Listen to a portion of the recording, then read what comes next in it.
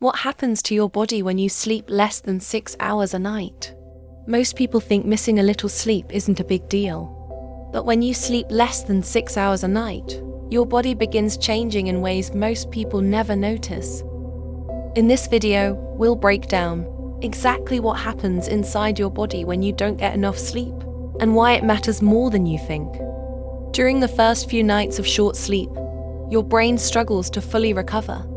Focus becomes harder, reaction time slows, and small mistakes become more common. At the same time, your stress hormones begin to rise. This keeps your body in a constant state of alert, even when you're resting. After several days, your body's ability to regulate blood sugar becomes weaker. This can lead to stronger cravings, energy crashes, and feeling hungry even when you've eaten enough. As sleep deprivation continues, your immune system also starts to weaken. This makes it harder for your body to fight off illness and recover properly. Over time, sleeping less than 6 hours a night increases strain on your heart.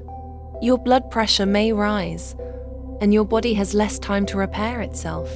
What makes this dangerous is that these changes happen quietly. You may feel used to it, but your body is still paying the price. Sleep isn't optional recovery, it's essential maintenance.